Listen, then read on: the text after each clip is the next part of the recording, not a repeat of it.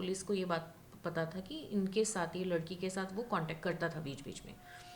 तो पुलिस ने हमें बोला कि आप लोग कोशिश कीजिए अगर उसके साथ कांटेक्ट एस्टेब्लिश कर पाए और वो यहाँ पे आए। तो हमने बहुत सोचा इसके बारे में, और सोचने के बाद हमने एक मास्टर प्लान बनाया। लेकिन उसने शायद सपने में भी नहीं सोचा होगा कि ये वो उसको पनिशमेंट दिलवा पाएगी, वो शायद उसने कभी सोचा नहीं था। तो हमने क्या किया, सोशल मीडिया में हमने एक अकाउंट खोला उसी के नाम से, वो लड़की के नाम से, और वो लड़का को हमने रिक्वेस्ट भेजा, फ्रेंड रिक्वेस्ट, और उसने एक्सेप्ट कर लिया। पहले ज़माना था चिट्ठियाँ लिखने का, चिट्ठियाँ लिखकर बातें करने का, चिट्ठियाँ लिखकर बातें करके प्रेम करने का। आज ज़माना फ़ोन का है, फ़ोन पर मिस कॉल देने का, फ़ोन पर टेक्स्ट मैसेजेस करने का, और इन मिस कॉल्स और टेक्स्ट मैसेजेस के ज़रिए प्रेम करने का। लेकिन क्या आप जानते हैं, आज के दौर में मिस कॉल्स और text messages from unknown numbers एक सबसे बड़ा ज़रिया है ह्यूमन ट्रैफिकिंग का। आज का हमारा टॉपिक ह्यूमन ट्रैफिकिंग है।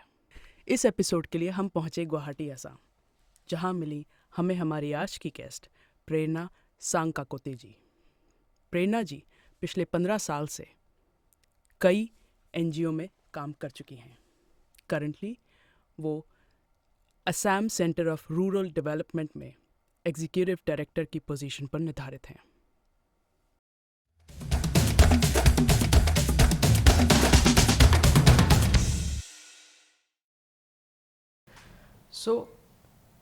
मेरा यही समझना था कि पेरेंट्स जो हैं वो, जैसे आपने कहा अभी, कि वो इतनी मेहनत कर रहे हैं, दिन रात मेहनत कर रहे हैं to make the ends meet, और लोगों के लिए कह देना बड़ा आसान होता है कि भाई माँ बाप ने ध्यान नहीं दिया इसलिए बच्चे की आज ये कंडीशन है।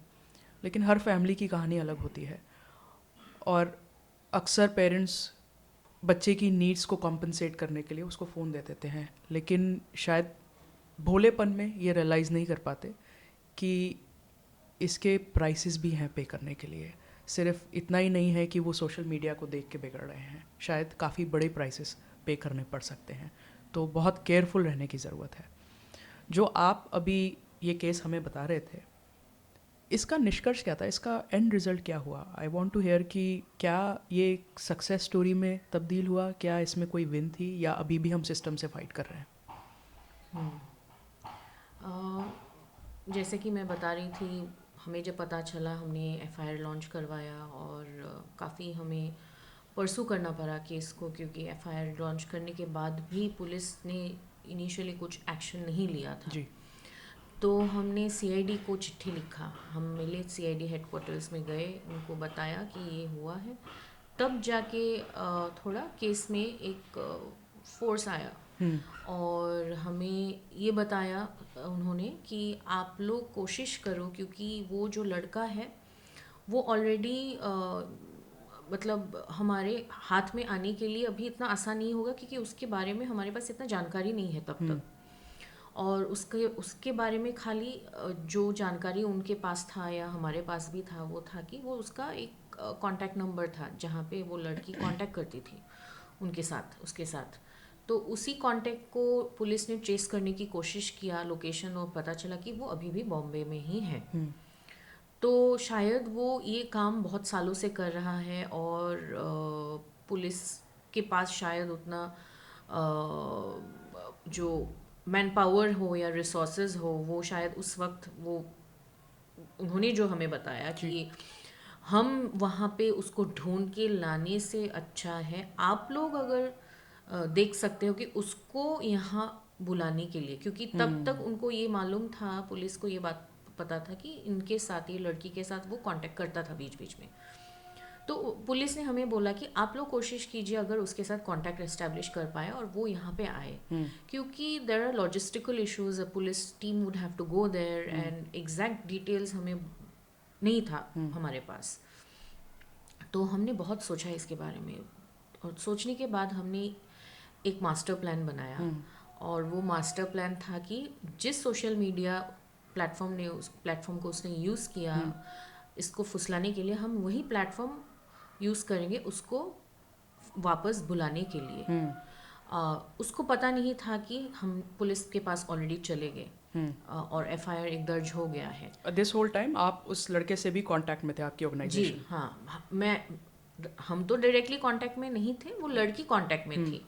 बीच में थोड़ा बंद हो गया, लेकिन जब हम पुलिस के पास गए 2 महीना गुजर गया, वो लड़का कोशिश तो कर रहा था उसको कांटेक्ट करने के लिए। उसको ये पता था कि ये एनजीओ के रिहैबिलिटेशन होम में ये लड़की है, लेकिन उसने शायद सपने में भी नहीं सोचा होगा कि ये लड़की के पास वो सपोर्ट है जिसको वो यूज़ करेगी अपना जो वक्त खोया, पैसा खोया, जो एक्सप्लॉइट किया उसको उसको वो उसको पनिशमेंट दिलवा पाएगी। वो शायद उसने कभी सोचा नहीं था।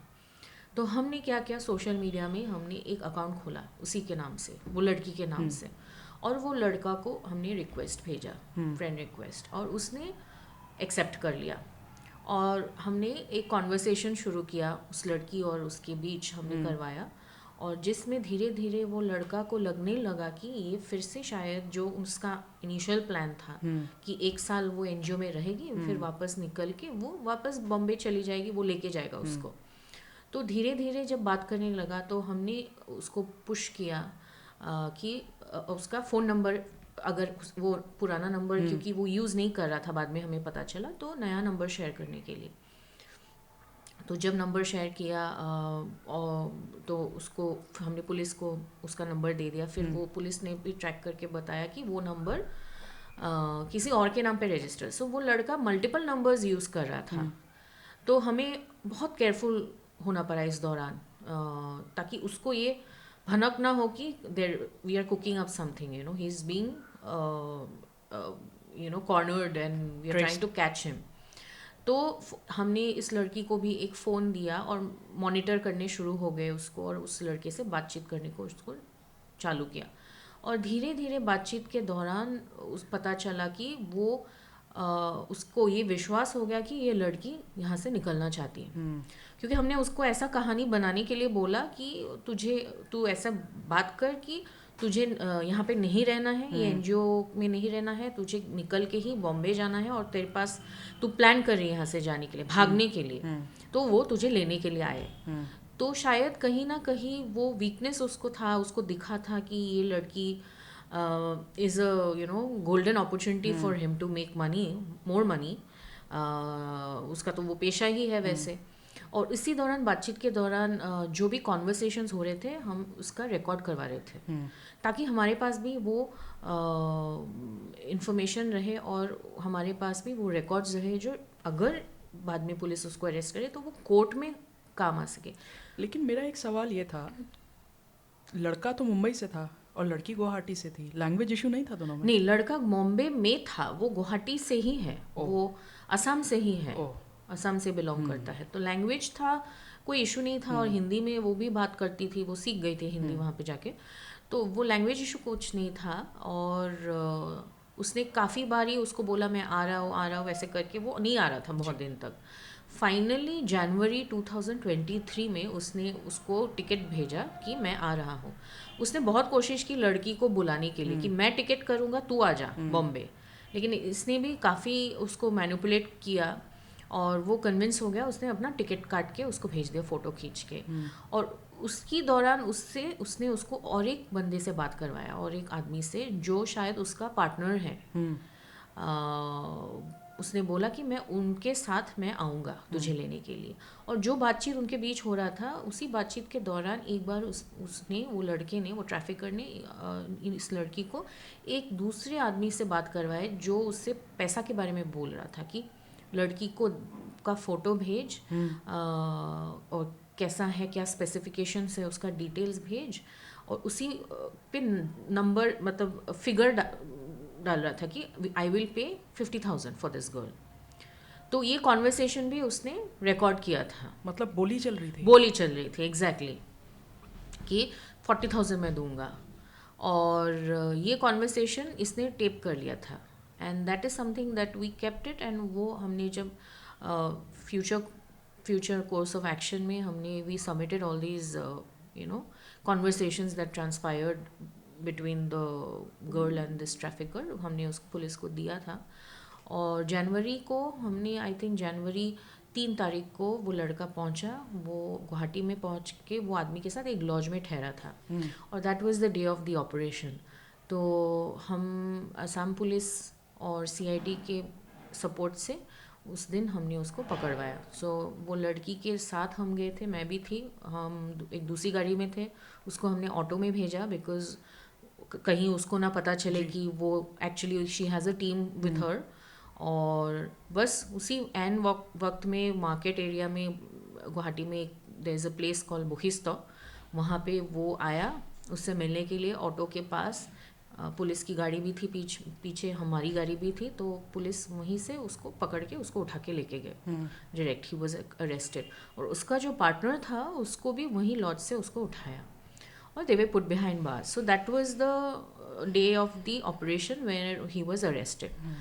और फॉलोइंग दैट वो केस अभी चालू है, चल रहा है, अभी ट्रायल चल रहा है, चार्जशीट वगैरह तो फाइल हो गया। अभी वो जेल में है? वो जेल में नहीं है, अभी जेल से बाहर है, बट अभी केस चल रहा है। But we have given enough evidence to the police to pin him and to punish him. But as you may be aware, आपको पता चलेगा कि ये सब बहुत लंबा चौड़ा चलता है। तो अभी केस चल रहा है अभी भी। और सबसे बड़ी बात तो ये है कि वो लड़की ने जो दिखाया, मतलब करेज दिखाया, उसको खुद शायद उसको नहीं पता था कि वो ऐसा एक मुकाम में पहुंचेगी जहाँ पे वो जिस लड़के ने उसको फुसलाया, उसको एक्सप्लॉइट किया, उसका लाइफ का एक काफ़ी बड़ा धक्का मिला उसको उस दौरान, तो उस लड़के को वो पकड़वा पाएगी। So definitely it was a big success, personally for me it was a big success, और उसके लिए भी बहुत बड़ा एक सक्सेस रहा। और आई एम श्योर कि उसको बड़ा बूस्टअप मिला होगा लाइफ में। जी, बहुत ज़्यादा। और अभी जो मैंने पहले बताया था आपको कि वो जब पहली आई थी बहुत मायूस सी थी, उसको बहुत सारे हेल्थ इश्यूज थे, psychologically also she was very demotivated, बहुत डिप्रेशन में थी। तो अभी एकदम एक बहुत हंसती हुई लड़की है, बहुत स्ट्रॉन्ग है। इनफैक्ट हमने उसको हमारे ही एनजीओ में उसको एम्प्लॉय किया है अभी।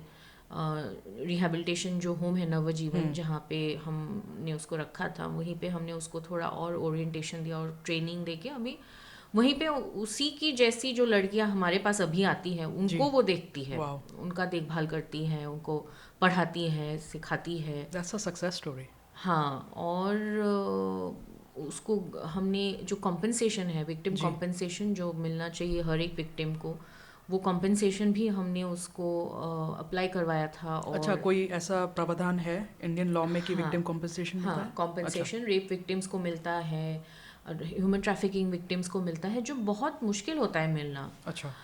बिकॉज फंड नहीं होता है। So this is a process, court से वो एक इनिशिएट होता है, डिस्ट्रिक्ट लीगल सर्विसेज अथॉरिटी जो होता है वो फंड रिलीज़ करता है। तो इसका जो केस है इसमें हमारा वो भी बहुत बड़ा सक्सेस रहा कि उसको एक 3 लाख रुपए का एक कॉम्पेंसेशन मिला है।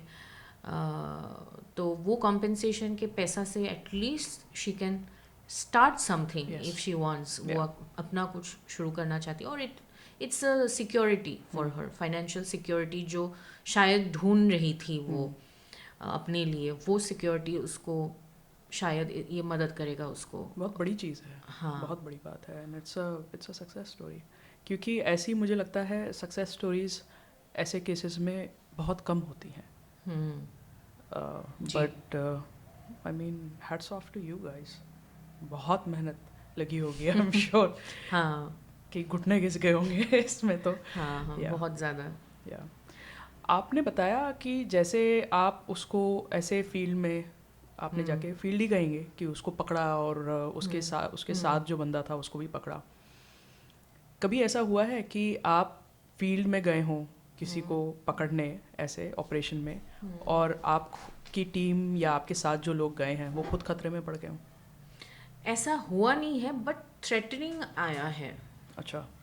जहाँ पे हमें इन्फॉर्मेशन मिला है और ट्रैफिकिंग हुआ है या हुआ है, एक्चुअली होने वाला तो नहीं है, होने वाला भी ऐसे इन्फॉर्मेशन मिलता है, बट जहाँ पे हुआ है और हमारा टीम गया है लेकिन हमें दूसरों से पता चला है कि ये केस में इन्वॉल्व नहीं होना ही ठीक होगा, because there are bigger powers who are behind pursuing it. So sometimes हमें भी बहुत केयरफुली चलना पड़ता है. और बट जब हमें ऐसे सक्सेस दिखने को मिलता है, एक पर्सनल सेटिस्फेक्शन है, और बहुत ऐसे इन्फॉर्मेशन मिलता है जहाँ जिन इन्फॉर्मेशन के मिलते ही हमें we have to act immediately. But immediately हम एक्ट तो कर सकते हैं, लेकिन हम जो सिस्टम में काम करते हैं जी. वो system has to be very well functioning. जो रिस्पॉन्स टाइम है, पुलिस का जो एक्शन है, वो बहुत फास्ट होना पड़ता है. रियल टाइम में अगर इंफॉर्मेशन मिलता है कि अभी एक लड़की निकल गई है, उसको लेके जा रहे हैं कुछ लोग, या 2-3 लोग ऐसे गए हैं. ऐसा हुआ है जहाँ पे बस में 10-20 लोगों को लेके जा रहे हैं. 10-20 10-20 ट्रैफिकिंग के लिए? ट्रैफिकिंग के लिए, काम करवाने के लिए उनको कहीं पे. और इंफॉर्मेशन मिला है हमारे एनजीओ को, कुछ सोर्सेज से मिला है, और हमने वो बस को जाके रोका है. फिर पुलिस को भी इन्फॉर्म किया है साइमल्टेनियसली. पुलिस का टीम भी आया है, मेरा टीम भी गया है, और वो ड्राइवर को वहीं पे पकड़ा है और वहीं पे स्टेटमेंट्स लिया है. और फिर बाद में पता चला कि वो सबको फुसला के लेके जा रहे हैं काम पे, और जो ट्रैफिक हो रहे हैं उनको पता भी नहीं है. कि वो उनको तो traffic हो रहे हैं. हाँ, उनको लग रहा है कि हम तो काम के लिए जा रहे हैं, तो हमको क्या पता है. इंडिया से बाहर भी लोग ट्रैफिक होते हैं? हाँ, क्रॉस बॉर्डर ट्रैफिकिंग बहुत ज़्यादा होता है. कौन से कंट्रीज में जाते हैं सबसे ज़्यादा? नेपाल.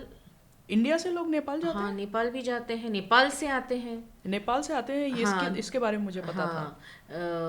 फिर दुबई जाते हैं, ट्रैफिक होते हैं जो दुबई में बहुत ज़्यादा. उनको आप पकड़ते हैं?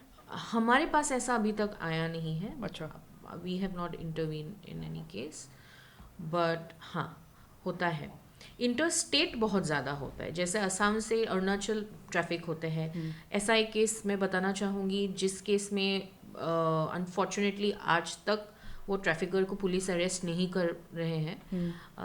हमारे पास एक इन्फॉर्मेशन था, एक गांव है यहाँ पे स्वाली लुकवा, कामरूप डिस्ट्रिक्ट, मेट्रो डिस्ट्रिक्ट में ही एक फॉरेस्ट एरिया है. वहाँ पे एक गांव है, बहुत पहाड़ के, मतलब पहाड़ के ऊपर है वो. तो आइसोलेटेड है, और ट्राइबल कम्युनिटीज़ ऑक्यूपाई करते हैं, इनहेबिट करते हैं.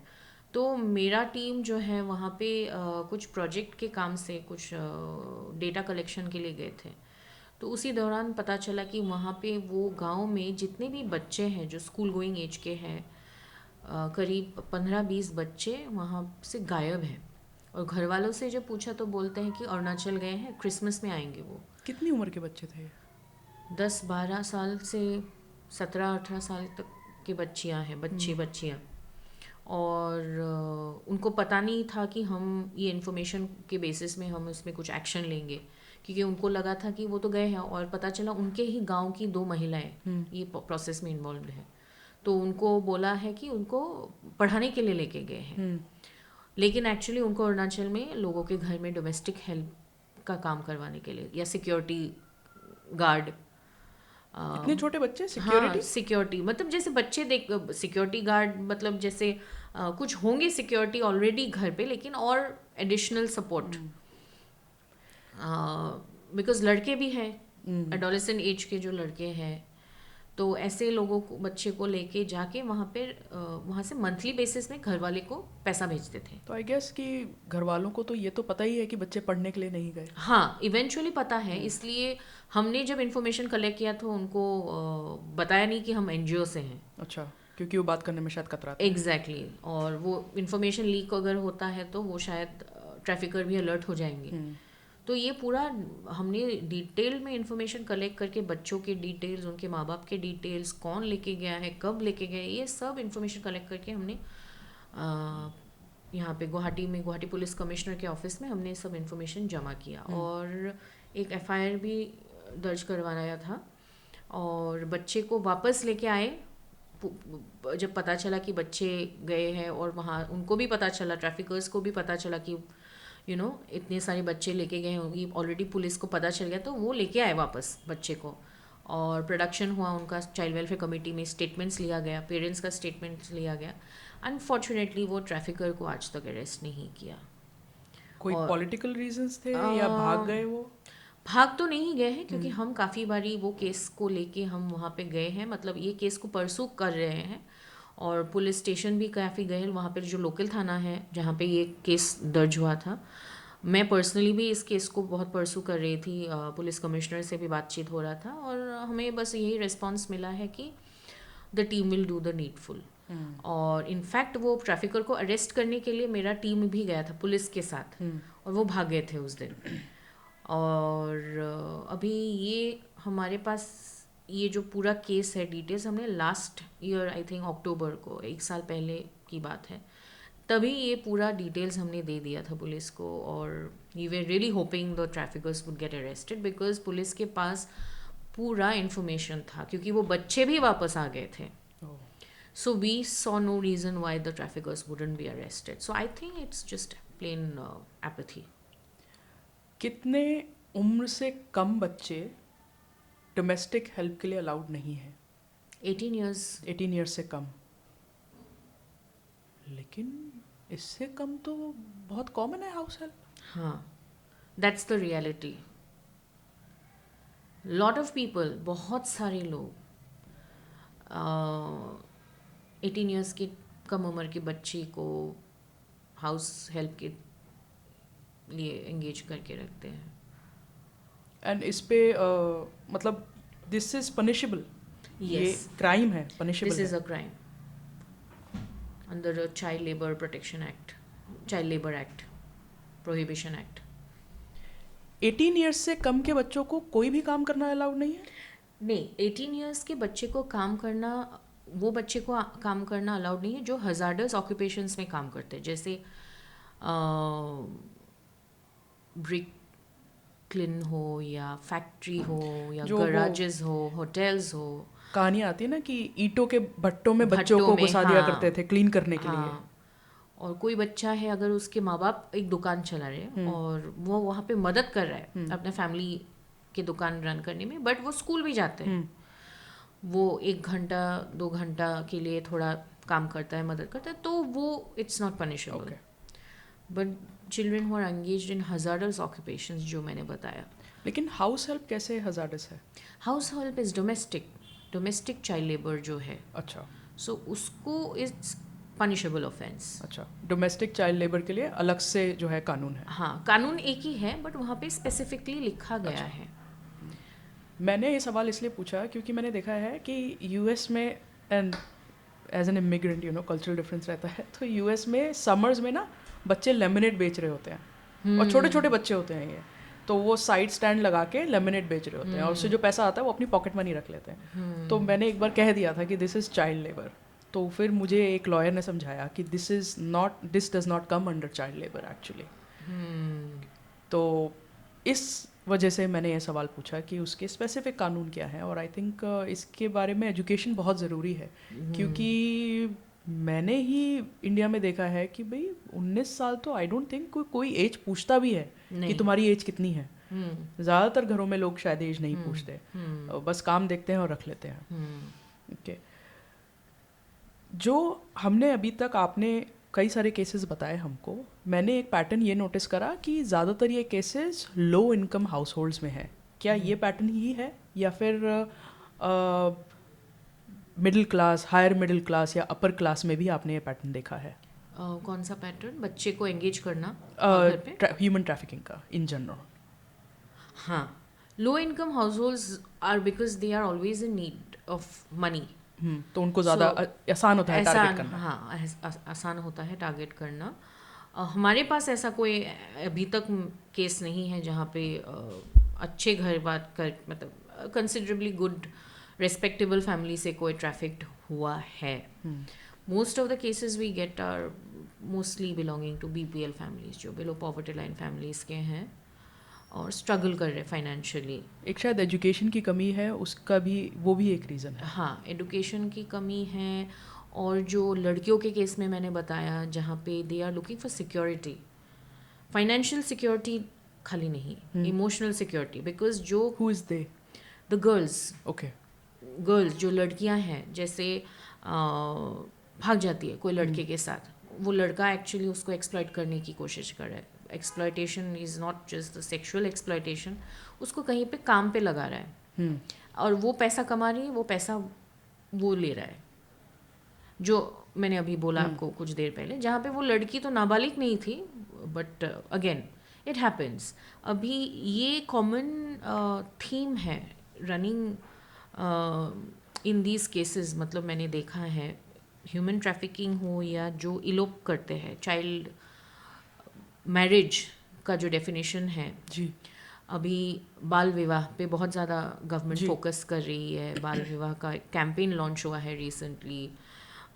तो उसमें हमने देखा है जो लड़कियां माइनर्स हैं, वो जो फैमिली से बिलोंग करती हैं, एकदम पुअर फैमिलीज़ की होंगी, तो घर में वो माहौल नहीं है।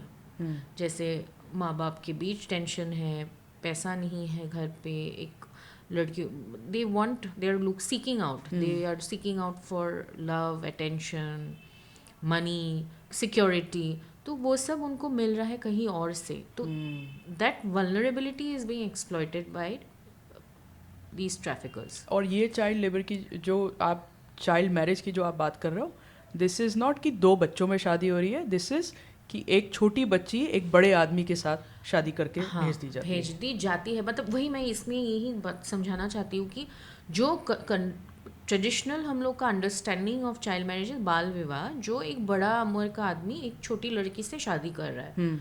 बट हमारे आसाम में जो मैं देख रही हूँ जो हो रहा है, जहाँ पे लड़का भी यंग ही है, ओह। वो कोई बुढ़ा नहीं है, कोई बहुत उम्र का लड़का नहीं है, मतलब आदमी नहीं है। हाँ, हो सकता है लड़की 13 साल की होगी, आदमी 20 साल का होगा, 22 साल का होगा, there is a difference. But वो लड़का उसको भगा के लेके जा रहा है क्योंकि वो शादी भी करेगा, उसको एक्सप्लॉइट भी करेगा। सो ट्रैफिकिंग में एक्सप्लॉइटेशन हो रहा है बिकॉज लड़की माइनर है, उसको एक्सप्लॉइट कर रहे हैं, सेक्सुअली एक्सप्लॉइटेशन हो रहा है, ही इज़ ओनली एक्सप्लॉइटिंग हर। तो लेकिन उसमें एंगल नहीं, कंप्लीट, प्लीज़ कंप्लीट। वो एक तो है एक्सप्लॉइटेशन, सेक्सुअल एक्सप्लॉइटेशन, उसको डोमेस्टिक काम पे भी लगा रहा है। व्हेन वो लड़की पढ़ना चाहिए उसको, जी। कम उम्र में वो शादी करके उसको घर के काम पे लगा रहा है, तो that is also kind of human trafficking because exploitation is involved. So मेरे को मतलब ये डाइजेस्ट करने में दिक्कत हो रही है कि जो 20 साल का तो बच्चा ही हुआ, हाँ, उसको इतनी नॉलेज है कि कैसे एक्सप्लॉइट करना है। Where do you think it comes from? I think जो हम लोग का सोशल फैब्रिक है ना, this things it is changing a lot. ये चीज़ मैंने भी रियलाइज़ नहीं किया था जब मैं काम करने लगी, फील्ड में उतरने लगी, जब ऐसे ऐसे केसेस आने लगे, तब मुझे रियलाइज़ हुआ कि जो रियलिटी है, जो ग्राउंड में, जो गाँव में हमारे यहाँ पे, it is completely different from the reality we thought is existing. तो 15 साल 16 साल की लड़कियां हमारे पास भेजी जाती है जो प्रेग्नेंट है, 15 years, 16 years, 14 years, 12 years, 12 years? 12 years, and these are exploitation plus consensual cases. But because of the law, the way the law defines it, consent of the child, if she is below 18, is immaterial. So, trafficking जो हम बात कर रहे थे originally, तो मैं ये बताना चाहूँगी कि जो चिल्ड्रन है, जो लड़कियां हैं, जो शादी भी हो रहे हैं उनके, sometimes they are also being trafficked in that way, they are शादी करके सो उसको शादी करके उसको ट्रैफिक कर रहे हैं। मतलब शादी is a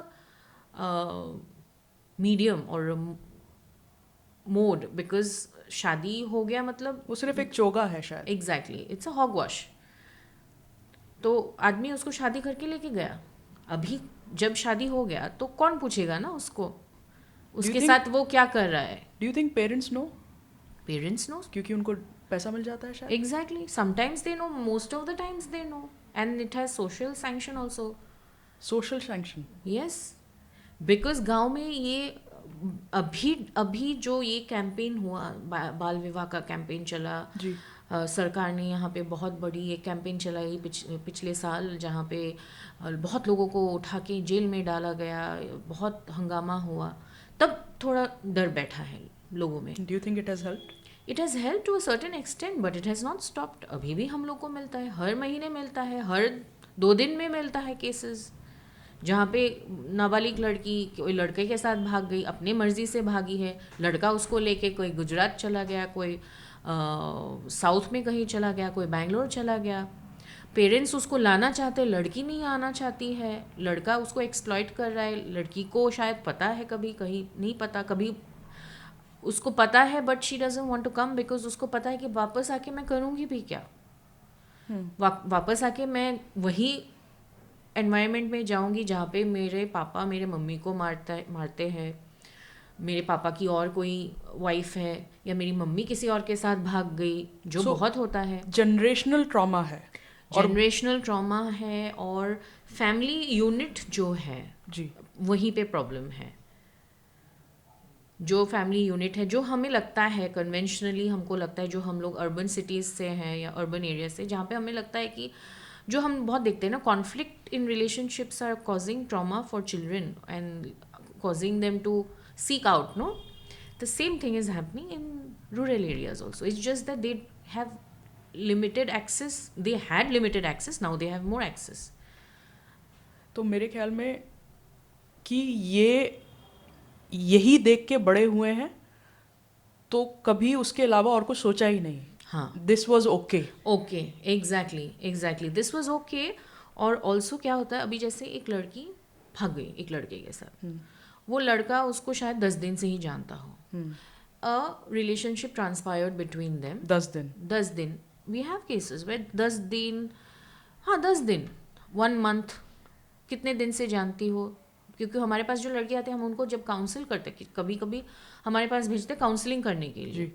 so when we try to understand their mind कि ऐसा क्या है जिसकी वजह से वो भाग गई.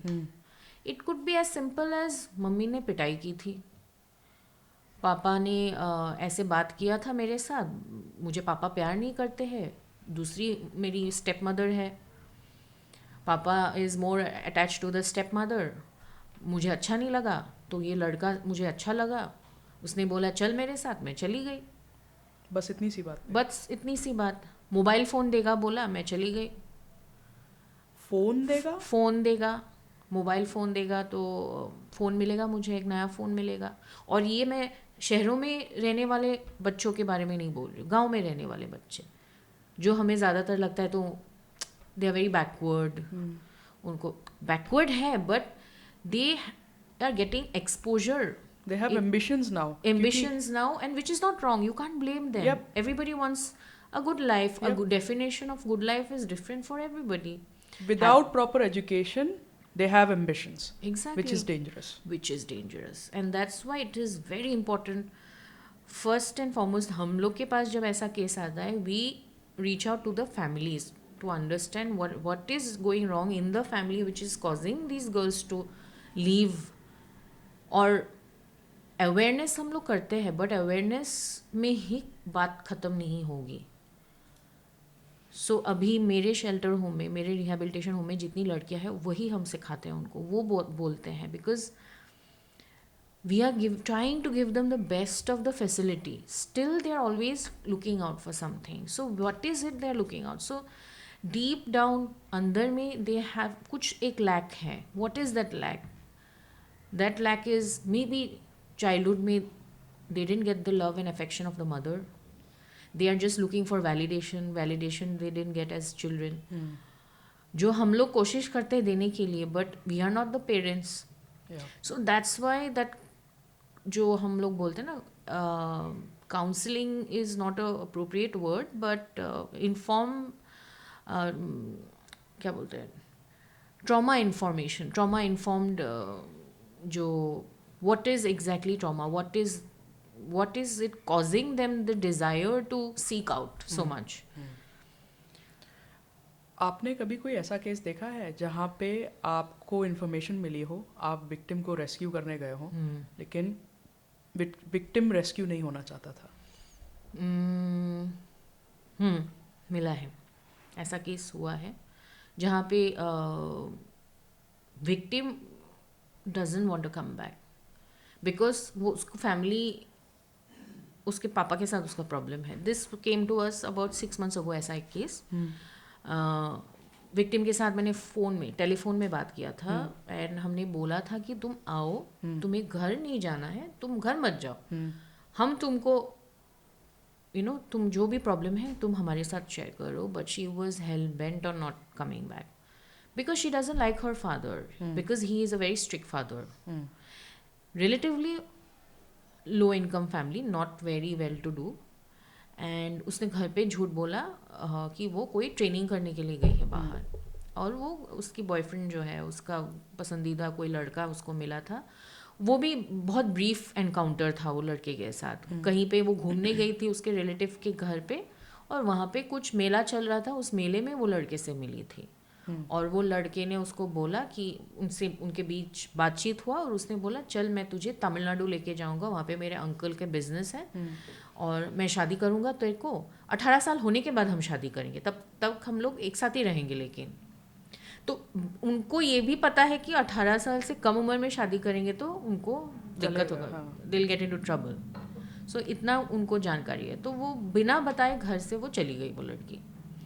और बाद में उसके पेरेंट्स एकदम इधर उधर भागते रहे, पुलिस के पास गए, फिर वो हमारे एनजीओ में आए, हमको अप्रोच किया. तब हमको बोला कि मैडम हम क्या करें, अभी बेटी नहीं आना चाहती है.